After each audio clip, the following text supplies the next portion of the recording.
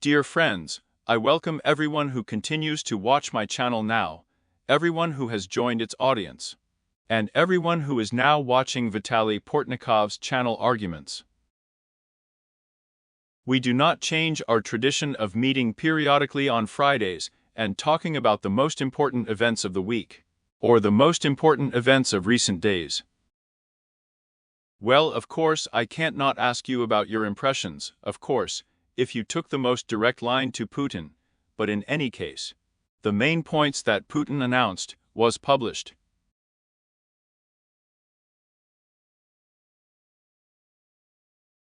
I have a feeling that Putin has toughened his position on the issue of peace talks and now demands more.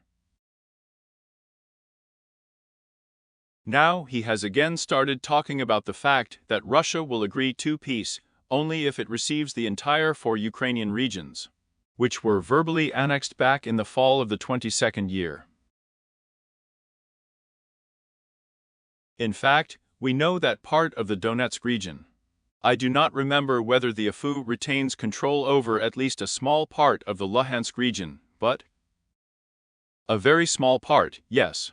Yes, but it definitely controls a significant part of the Zaporozhye and Kherson regions.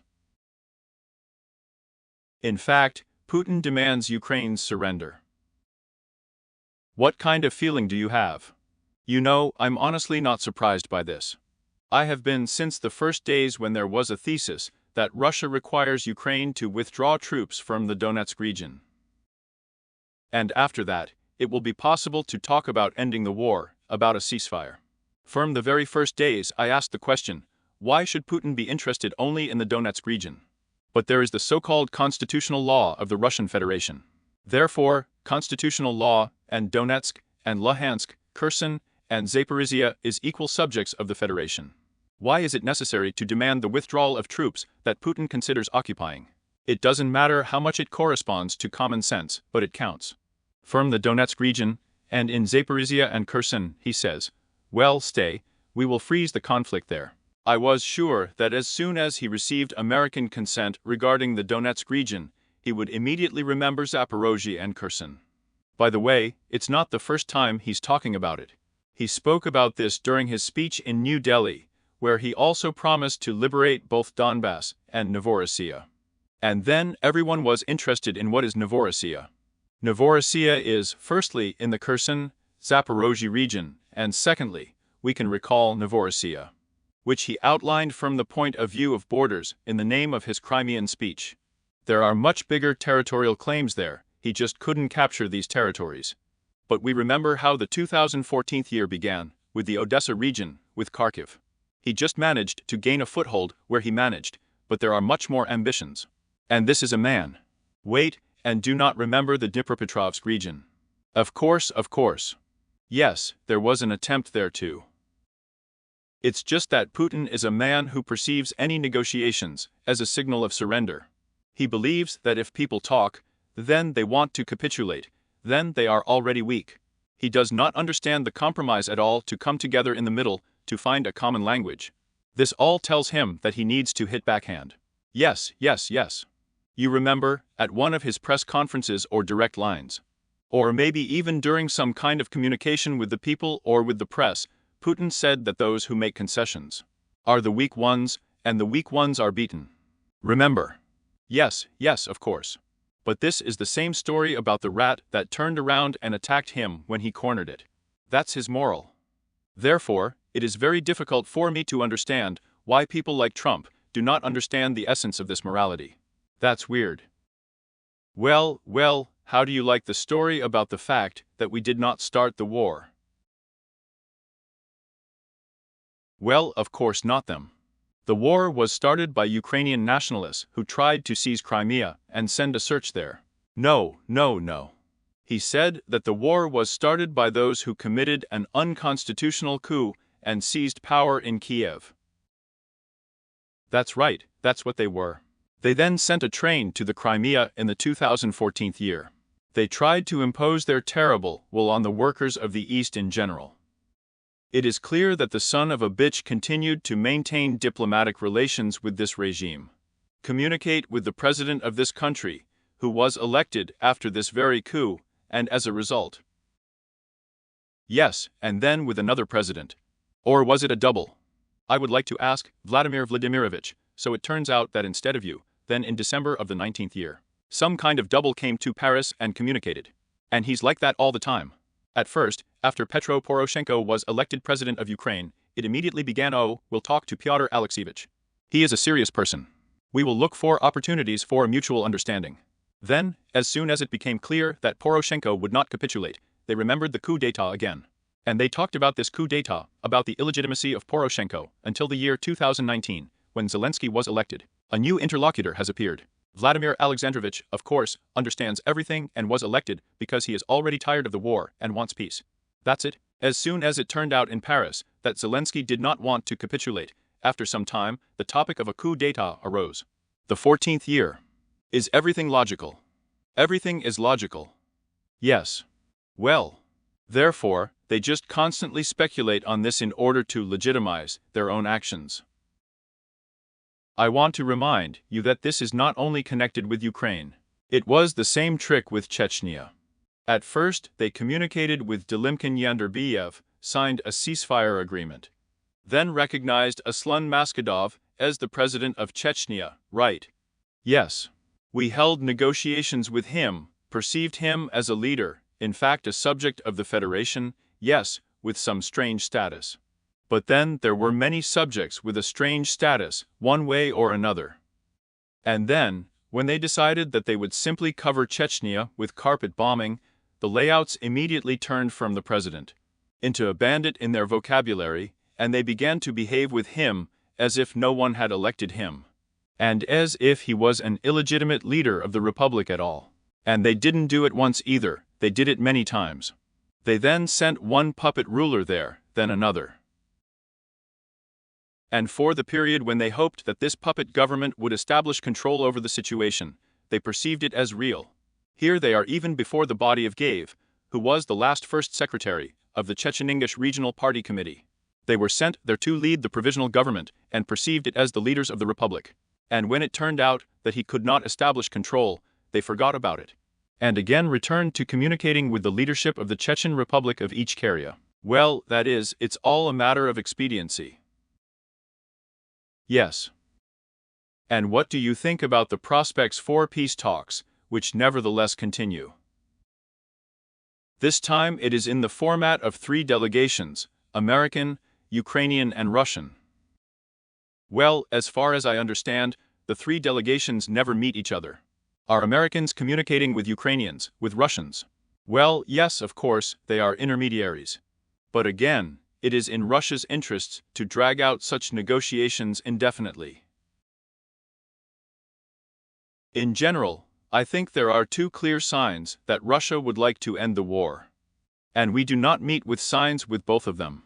The first sign is if Putin does start thinking about a ceasefire. And he doesn't think about a ceasefire at all. Even Rejected, in my opinion, in the beginning of this week, made a statement. Christmas truce. We don't need to. We do not accept any proposals regarding the Christmas truce. And there was also a wonderful phrase that we would agree to stop the fire for one day, on election day. It was on a straight line. But in return, he said that Russia would think. He didn't say that we agree. Will Russia think about stopping strikes on Ukraine if Ukraine holds elections? For one day. For one day, of course. Provided that if the citizens of Ukraine who are in Russia are allowed to vote, they are in fact a hostage of the Putin regime. Here.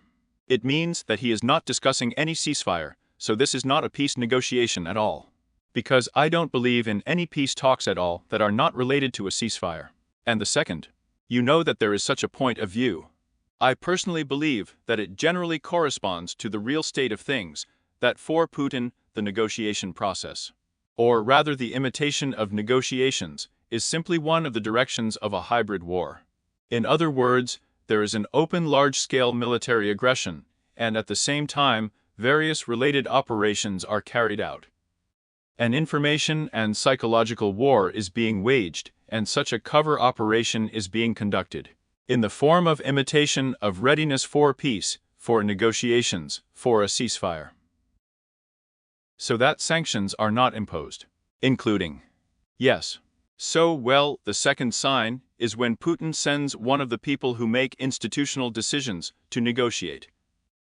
Because Kirill Dmitriev can go anywhere and talk to anyone. He is not responsible for anything and does not decide for anything. Doesn't solve anything. Excuse me, but in Russia, we now have people who, in addition to Putin's, able to make a decision of an institutional nature. Well, you know, maybe there are no people who make decisions, but there are people who can execute directives, who have folders. They have documents, they have official documentation. All of this is numbered, signed. But the same Lavrov. Here's a look at how soon Trump decided he needed an institutionalized agreement. And he told Ruby to call Lavrov and agree on what they would negotiate with Putin. Immediately it all burst. Because Lavrov clearly told Ruby, nothing will happen. Either you capitulate together with the Ukrainians or go fuck yourself. I have directives from the president, they are absolutely clear. I'm going to perform them.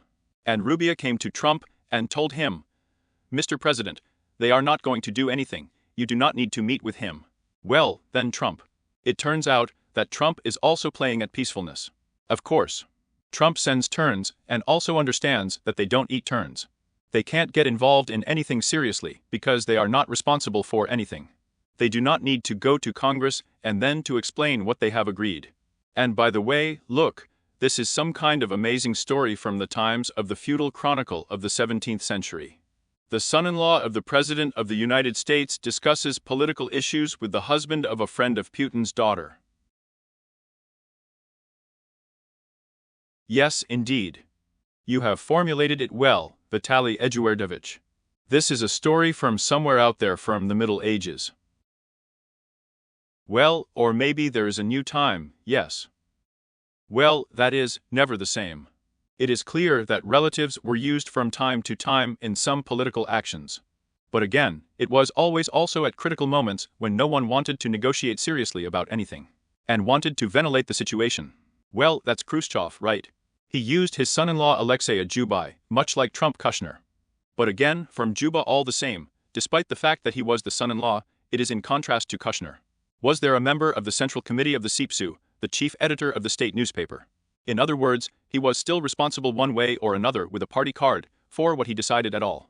And then, in general, a person does not decide for anything and is not responsible. Just doing business. Well, it is true that we must pay tribute to Kushner, that he played a fairly important role in the signing of the Abrahamic agreements in the past. Of course, I'm not arguing, such people can play a role when everything works out. When they manage to achieve something, they can play a role. But the question is what interests they pursue. The Abrahamic agreements for Kushner were also part of his business project. And it's true. Well, there may be a business project here, but it does not add up.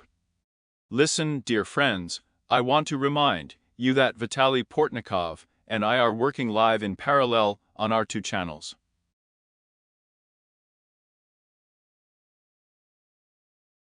Some anxiously ask, and at what time did the stream start? Yes, today, due to circumstances beyond our control, let's say for technical reasons, the stream started half an hour later. So if you watch from 1930 Kiev time, or there from 1830 Central European time, then you haven't missed anything. In any case, when we finish the conversation on our channels, this video will be fully published. We'll be able to review, as they say, from any place.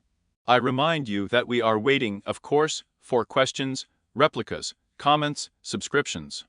And I must say right away that a lot of people, Vitaly, congratulate you on the fact that this channel of Portnikov Arguments has crossed the magic line of 1 million subscribers.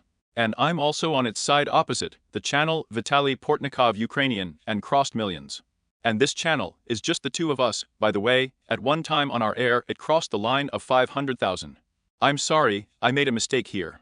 Yes, indeed, we are talking about your Ukrainian language channel, the second one. Yes, I'm not so popular with people who, so to speak, watch and listen in Russian, but I don't suffer much from this. I'll be honest. You know, as far as I understand, you are being watched, and you are being well watched. I don't have access to your so-called creative studio. Well, there is such a topic. We all have such a tool, the authors of YouTube channels, the creators of YouTube channels, where we can look and emphasize. There is a lot of statistical and other information about the composition of our audience. For example, how many % of the audience we have in Ukraine, how many in Russia, how many in third countries. Therefore, I do not know how many you have in Russia, but I assume that a lot. No, not very much. It seems to me that we all cannot operate with an audience in Russia, because so many people who are watching us in Russia now, they use the VP. That's right. By the way, thanks for reminding me. Friends, if you have problems, if you are in Russia, if you have problems with internet access, then I draw your attention. In the description of this video on my channel, there are links to a to a bot in a Telegram, and to a website on the internet. By following these links, you can find out how to buy and install my VPN, specially designed to combat Roskomnadzor locks. Kiselev VPN. This thing works absolutely reliably. It is inexpensive symbolic money. I would be grateful, however, for the support of my channel. So I advise you to buy a year in advance, because Roskomnadzor already promises to turn off YouTube on the territory of Russia within 6-12 months of the next 2026 year. But if you have a VPN, then you cannot worry about this topic, as they say. It is not yet possible to disable YouTube for VPN users. To do this, you just need to close this shop entirely, disconnect Russia from the World Wide Web. I wouldn't be surprised, by the way. But, by the way, I want to say, continuing this topic to the Russian audience, you well remember how in the late 80s, early 90s, in parallel with my, so to speak, correspondent work as journalists of Ukrainian publications in Moscow, which I continued there for many decades, I simultaneously published a lot in the Russian media. Actually, from the first day of the existence of the independent newspaper, which was then the first non-party newspaper in the Soviet Union, participated in the first series of Russian programs. Unfortunately, maybe for you I can say that many, even colleagues, considered you a Russian journalist. Not all of them. Citizen and Ukrainian correspondent accredited. But at that time it was very difficult for people in Russia, to carry out these gradations. But I knew for myself who I was, but I'm not even talking about that. All this is my big, so to speak, creative field. Do you remember that I have been to you repeatedly on the expert results program? Yes, of course. Here. It was due to the fact that I was convinced, and I am actually convinced now, that if we can promote the democratization of Russia, normal life in Russia, then we will thus ensure the security of Ukraine. It was an absolutely obvious thing. Unfortunately, we just lost. For me, in general, it was a defeat for my Russian colleagues, a defeat in the fight against the KGB, with all this, so to speak, Black Hundred that came to power in Russia. It was a defeat of a professional personal nature and so on. And for me it was a defeat from the point of view of the security of my country. No, well, listen, Vitaly, I can tell you another thing, as a matter of fact, related to what you are talking about. One high-ranking Kremlin official. The conversation was not public, and I will not mention his last name. But a high-ranking Kremlin official who participated in making important political decisions and influenced a lot of things, told me in a conversation that the Orange Revolution that happened in Ukraine is a terrible thing that we will fight.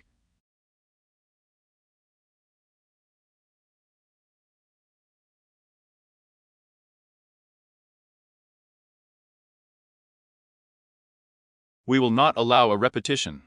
Moreover, we will do everything to ensure that the regime that came to power as a result of the Orange Revolution would be unsuccessful.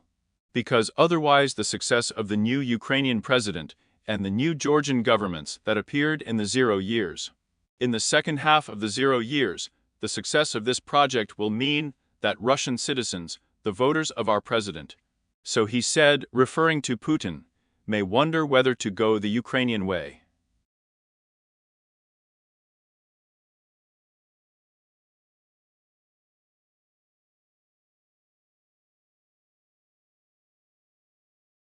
Yes, these were their two main fears. The first fear was the Orange Revolution, the second fear was the Arab Spring. Well, yes, then it happened again in the form of the Arab Spring, and this is partly why. Not only in order to distract the world's attention from Russia's participation in an undeclared hybrid war against Ukraine, but also in order to really stop this process, Putin intervened in the civil war in Syria, didn't he? Yes, of course. And among other things, I think that when he intervened in the war in Syria, he organized the migration crisis that crippled Europe. Well, yes. Politics. This was the third task. Yes, and I assure you that when he planned such a massive attack on Ukraine in 2000, he was also thinking about the migration crisis. He was dreaming. European. By the way, also in the 22nd year. Counting on the fact that Europeans will really start eating hamsters and squirrels and other pets. Remember, this is a wonderful video that scared everyone with the severity of the winter of the coming 2023 year. So this has been done many times already in relation to Ukraine. Remember when Ukraine launched gas pipelines in reverse order so as not to leave Donbass in the cold? After all, he was ready to freeze the Donbass because everything else it could supply. But the eastern regions of Ukraine, as a result of the fact that he cut off the supply of gas to Ukraine, they were freezing. And as a result of our reverse maneuver, we left Bulgaria without gas. I remember very well how I was traveling somewhere, in my opinion, from Lviv to Kiev. And my Bulgarian colleagues called me right on the train, asking with horror what would happen now. Because Bulgaria was literally left without gas, without heat. By the way, I remember driving around Western Europe in January of the 23rd year, and just laughing out loud from time to time. Remembering this video about how Europe would freeze without Russian gas, because January in Europe was very warm and sunny then. And European fields were green all around.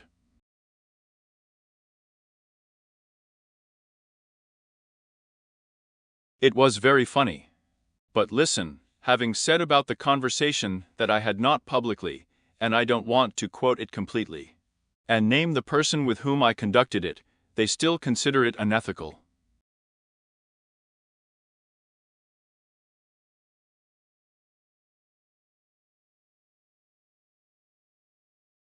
I remembered that you wrote just the other day about a loud scandal that broke out in the circles of Russian political emigration, due to the fact that it leaked, as they say, became public.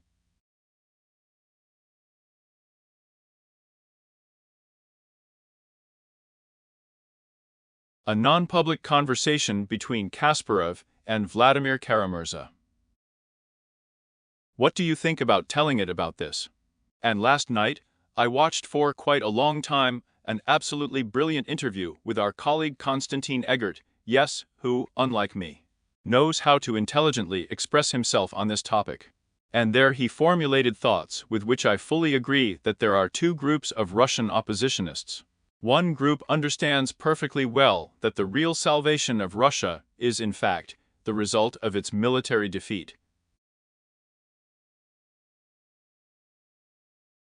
If she is defeated in the war, and if she turns out to be unable to defend her imperial essence, which is largely shared not only by Putin himself, but also by his voters, of course, then this will be some kind of key to recovery. And these people understand perfectly well that in this story, it is necessary to support Ukraine, which was attacked, which is a victim of aggression. Well, Garry Kasparov refers to such people. He is one for him. There are many such people. And by the way, this is a long-standing tradition that can still be attributed to the time of Alexander Herzen. Remember when Herzen supported the Polish uprising and was branded by many Russian liberals of that time for it? He lost the subscribers of the Bell. He practically turned into a persecuted marginal. And by the way, you know perfectly well that Herzen, if we talk there about the manner of communication between Kasparov and Kara-Murza, also did not choose expressions in such cases. He was a man, to put it mildly, of a difficult character. And if she had to think about it, then he just absolutely does not even mind anyone who disagreed with his point of view. Because it all pissed him off. And so he was a decent person in this sense. He perfectly understood the essence of what was happening. It all infuriated him. An attempt to sit on two chairs. There is another part of the Russian opposition, which obviously includes Volodya Kara-Murza. Ilya Yashin belongs. Perhaps there are people with FBK who in many ways perceive Russian citizens as their potential voters.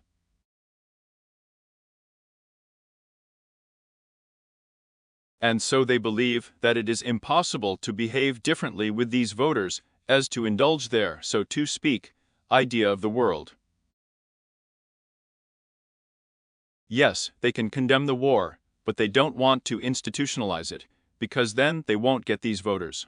I believe that this, you see, is a serious political and moral mistake that will lead to shame. And to the absence of any real political dividends. Can I quote what you wrote? Because I have your post before my eyes. You wrote about these very people in such a way that they invented a reality in which they would claim power in Russia by electoral means, and should not anger their potential electorate.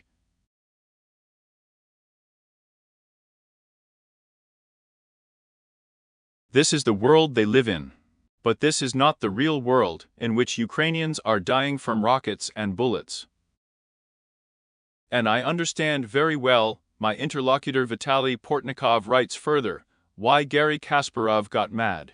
In a normal person, cynicism and lies can always cause only rage. And Harry always reacted like that. Maybe someone will say that this is why he is a bad politician. But if you are applying to represent a country in which there is no politics at all, you don't need to be a good person. Right? Well, that's the point. I think it's better to be a good person as a good politician. Yeah, you don't need to be a good politician. I'm sorry, I misspoke. You need to be a decent person. You have to think at least about your honor, because in the end, this is an example for those who refused honor and dignity. You know, besides, I think. Don't lie.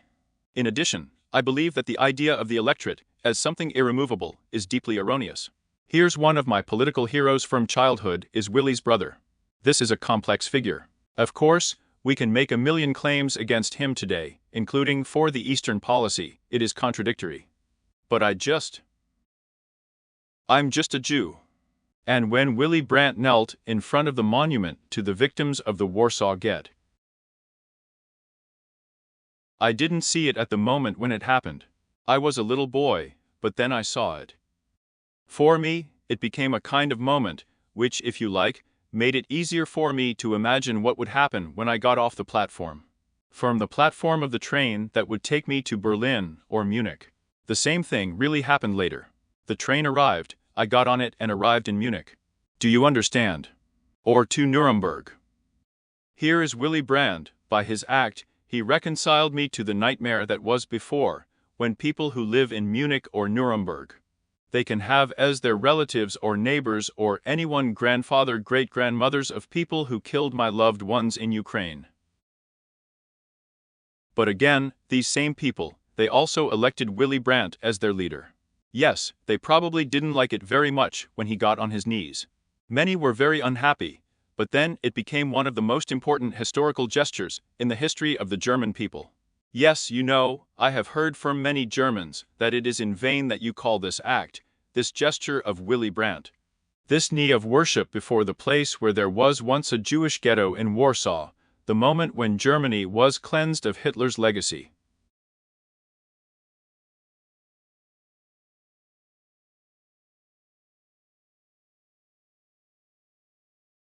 There was a final, as some publicists claim, denazification of Germany.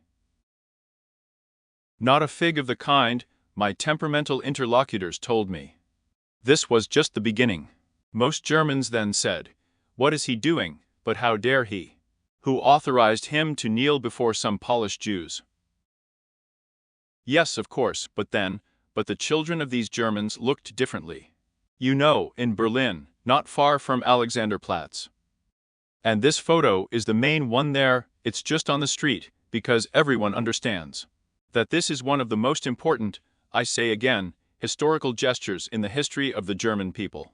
This is what makes modern Germany. Germany is our hope, if you will, in a democratic world. Well, that's why I always want to ask Kara-Murza or Yashin or any of the people who can't decide in any way.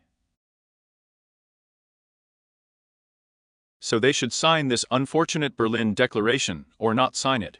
Again, they sign, they don't sign, not because it was compiled by Khodorkovsky. Here they want to, as it were. It's not compiled by Khodorkovsky, but that's what they say time, right? No, just taking this opportunity to say I was a participant in the work on the text of this very Berlin Declaration. They gathered a group of representatives, shall we say, different forces, movements. And they're just individual emigrants who, by the way, some of them again, don't want to call publicly, but trust me. There were a few people that are voluntary or forced emigration, which in any politemigranta policy do not participate. And that any organization of Russian opposition forced to leave Russia to the West, I do not belong.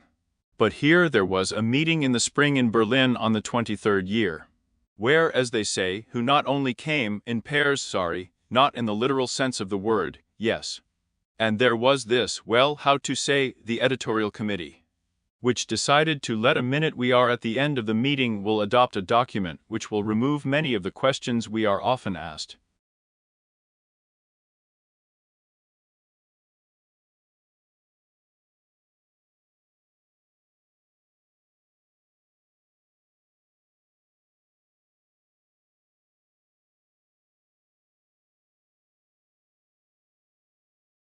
How we feel about the annexation of Crimea, how we feel about the war, how we feel about Putin, and how we imagine the time after the war.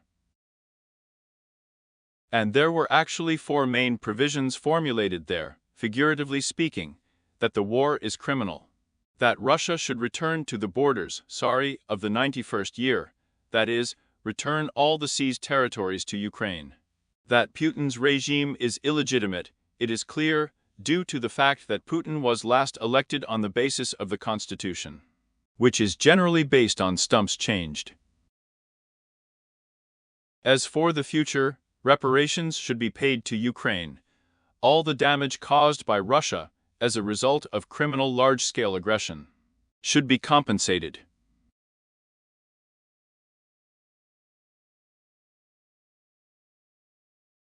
That's all, actually it is. This is for reference. Khodorkovsky's in the drafting group was definitely there, but wrote her a completely different person. Relatively speaking, I summarized all the thoughts and proposals that were voiced there, so to speak, the editor of this text was again a completely different person who, by the way, again does not participate in any of the active political organizations of the Russian oppositionists. Well, you know that I, as a rule, never speak out on the topic of Russian domestic policy in general. I mean, I don't speak out as just a public activist, as a journalist. As a journalist, I can write anything. But for a simple reason. I am not a Russian journalist. I have never considered myself a part of this process, you know that too. But I think that such a story is offensive to Ukraine, because we still expect that people who claim to represent a democratic Russia understand that their main task is to fight together with us, with Russian aggression, and not try to protect these very boys of ours.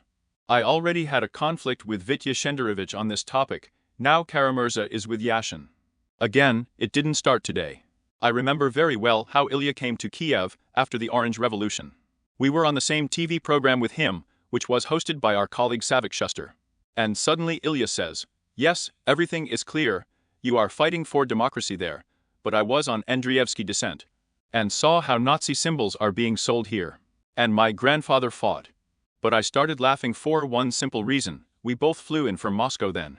And I walked through this passage, you know, which led to the Belorusky railway station, where espresso was sent to Sheremetyevo.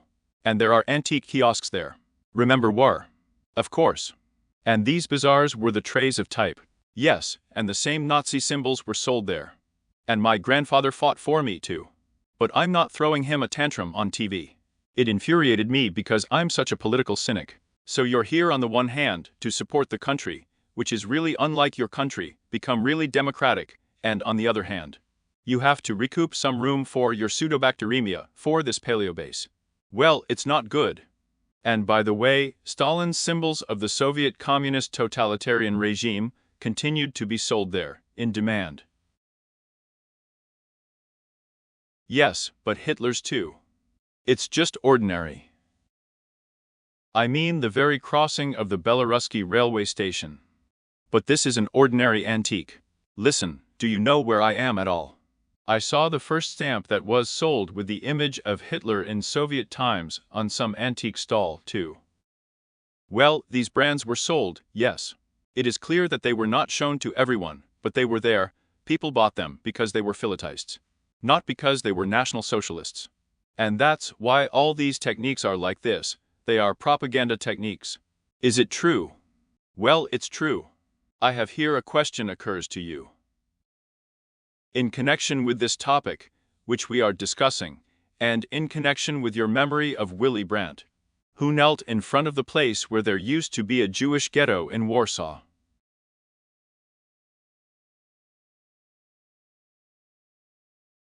Let's imagine, purely theoretically, that the day will come when maybe Russian voters will vote for a person who holds approximately the same positions as Garry Kasparov holds today.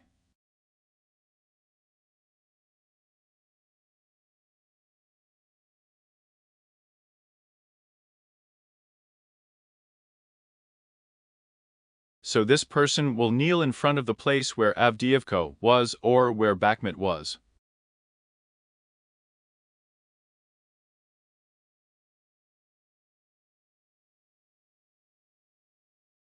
Because we know perfectly well that it's not from Avdiivka, not from Bakhmut, and there's not even anything left of Pokrovka. Just the names on the map, right? That's how you think, for you or for the next generation of Ukrainians, it will be an example gesture, after which many will be able to listen to Russian speech again calmly.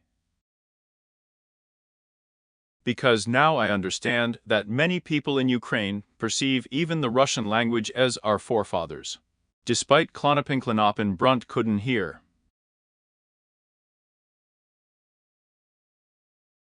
Of course. But if I were to hear Russian speech in Kiev on the street here, I can open the window and hear it. So, well, yes, there is some difference, I would say a very significant difference between the current Ukraine and the Soviet Union. The post-war 45th year. Well, simply because in the post-war Soviet Union, there were no people who were direct native speakers of German. When these people were, they had problems, right?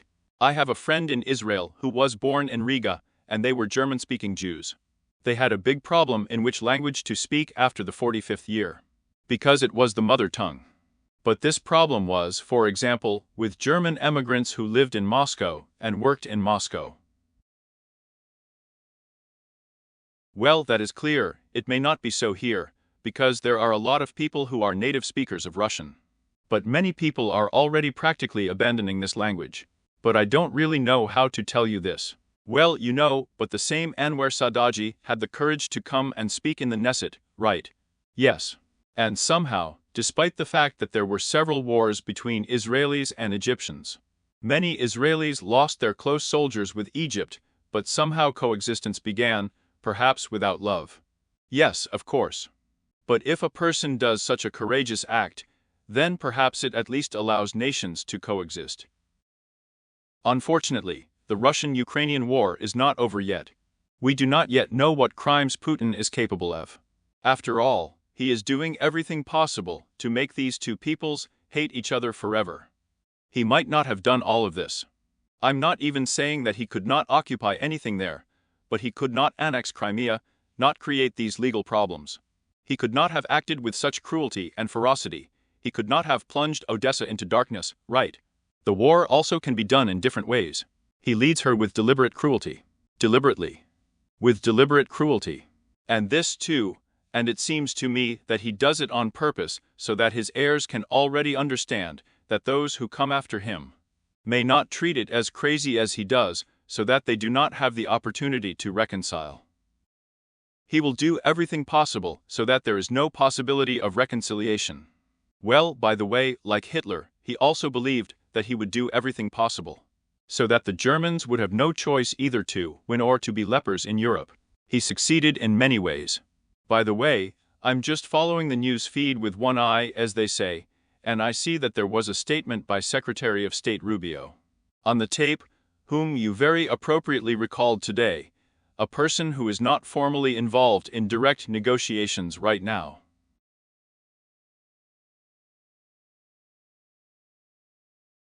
However, he said that there is progress in the negotiations on Ukraine, but the most difficult issues are ahead. Well, this is a big statement, but I would pay attention to what Rubio said.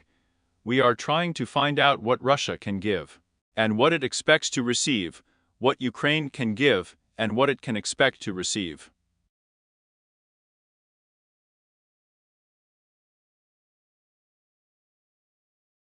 In the end, the decision will be up to Ukraine, not Russia or the United States. And we are not talking about imposing an agreement on someone. It seems to me that this is a very important point in this statement. He seems to be publicly distancing himself from the claim that the United States is trying to impose a bonded peace agreement in Ukraine. Well, this, by the way, is a constant tug-of-war in Trump's entourage. It's also very strange, right? Trump is obviously putting pressure on Ukraine and almost does not hide it. They have to hurry. They don't have much time. They need elections. Yes. On. Trump says we are not imposing anything. Ukraine wants elections. Yes. And Trump must ensure their safety.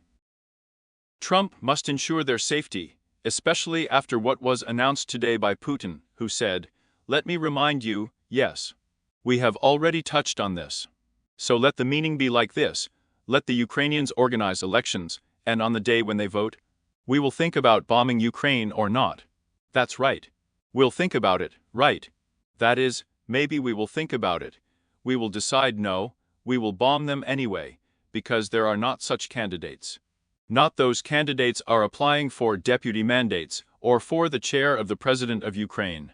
But some pro-Russian politician was not allowed to register for the election of some revelation. The only candidate on the ballot will be Viktor Medvedchuk.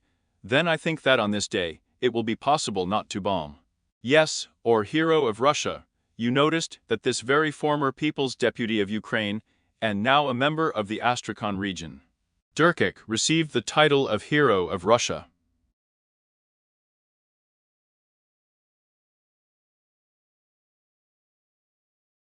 Apparently for their own. Apparently for his exploits on the front of the secret war, right? But it's obvious, so he was a resident. You have seen that none of these traitors, neither Yanukovych, nor Azarev, nor any of them. I do not know Watermelons or Zakharchenko there. None of them was awarded the title of hero, or Yakomenko, the head of the SBU. None of them was awarded any orders. In other words, it is obvious that Mr. Durkik was indeed a very important participant in some kind of secret special operation against Ukraine.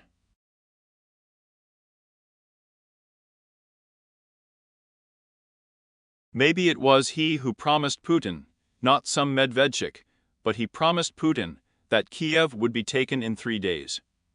And you remember that Durkik was also used to compromise Biden and Poroshenko. He posted their phone conversations. These were Durkik's films. So no, well wait, Durkik didn't really hide the fact that he plays a certain role in this story. I remember how he posted photos on Facebook with, oh my God, the last name of a man who came to be the former mayor of New York. Flew out of my head. Rudy Giuliani. Yes, I'm sorry, for God's sake, friends, the name of this famous American politician flew out of my head. By the way, a very successful mayor of New York, who at one time simply cleaned up New York and radically changed it for the better, but then he became one of the key players in the Trump team. And then it was when this whole scandal broke out, connected with the fact that Trump was putting pressure on the new president of Ukraine and his office, trying to ensure that they published some compromising material on Biden. And if they don't, the supply of American weapons will stop. It all resulted in impeachment, and Rudy Giuliani then, roughly speaking, came just for this compromising material.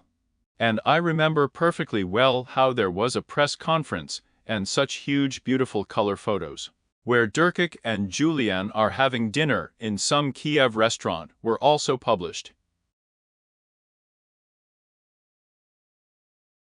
Probably good.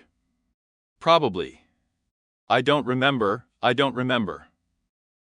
Well, by the way, in Kiev, even during the war, there were excellent restaurants of justice.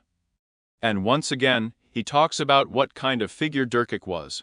He was always encrypted successfully. He also owned a TV channel, which was the only one then on big television, showing Maidan 2004 year. From the mayor's TV channel.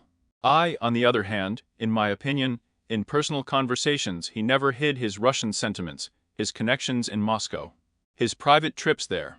Yes, of course, but on the other hand I would say I was bragging about it. Yes, but I remembered very well that we were together with him when there was a story with the island of Tuzla.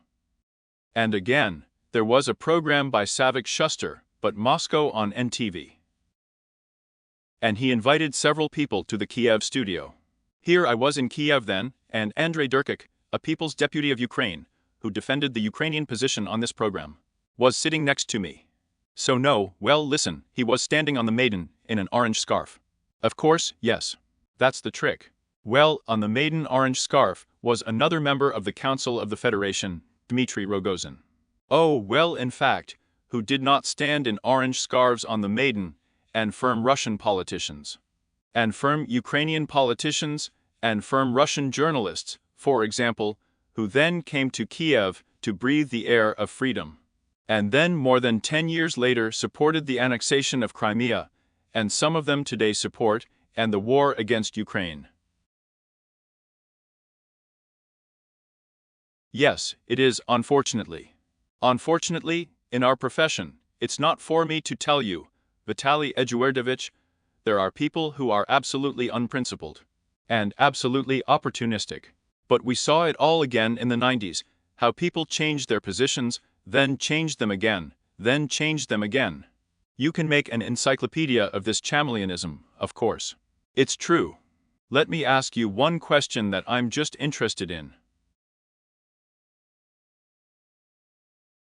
Well, it's hard for me to read how this viewer of ours, Doc66 Pavel, signs up.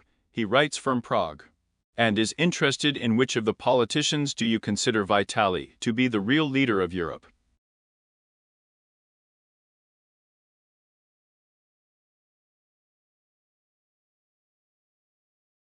I am not convinced at all that there is a real leader in modern Europe.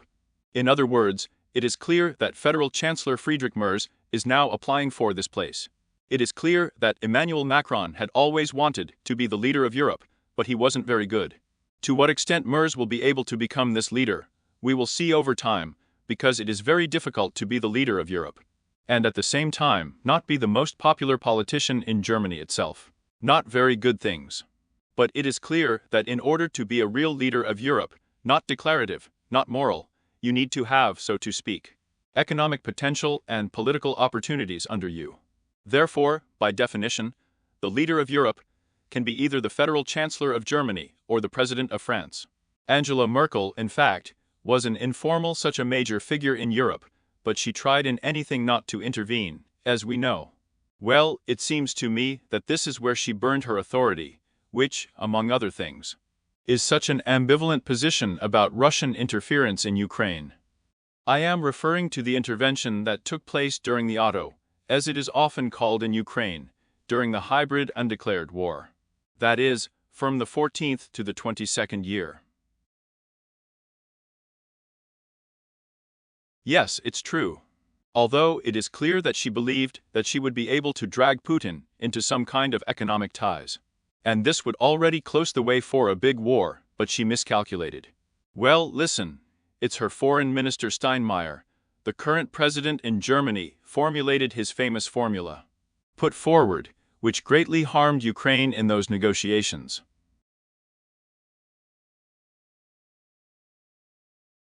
Yes, it's true. Agree that it was such a deception. And then the enemies of Ukraine waved this formula over their heads, saying, well, you had the opportunity. You had Germany offering you a solution in the form of the Steinmeier formula. And you didn't want to. That's why we had to start a war and bomb you. Yeah, it's true. Steinmeier, then, if my memory serves me right, already as President of the Federal Republic of Germany. He came to Kiev, was in trouble, and, it seems, publicly expressed his chagrin about the fact that he was mistaken and made not the best offer, right? Well, many of them say that they were mistaken, but again, they thought then that they would find a common language with the Russians. It was a big mistake. And the representation of reality. Well, it happens, unfortunately, doesn't it? Yes, unfortunately, we are in that era. Well, Vitaly, thank you very much for this conversation. Friends, I appeal to the audience. Together with Vitaly Portnikov, I thank you from the bottom of my heart for watching us so well today. Right now I'm watching on my counter. I do not know what figure your counter shows. But we are being watched by more than 15,000 YouTube viewers at the same time. That's a lot. My friends, if they haven't liked this video yet, please kindly put it. And don't forget that if you don't watch first, you can watch the whole thing very quickly. A minute or two after we say goodbye, and the video will be published in the recording. Please continue to react there. And don't forget about the subscription. Subscribe, please. Vitaly has 2 channels. There is a Russian language channel on which we are communicating now. There is a Ukrainian language channel that has recently crossed this cherished line of 1 million subscribers, with which I congratulate you. Vitaly, once again. And once again I say to those who watch from Russia, pay attention, there are links in the description to my video on my channel. Follow these links, learn how to purchase and install a reliable VPN, named after your humble servant Kisilyev VPN.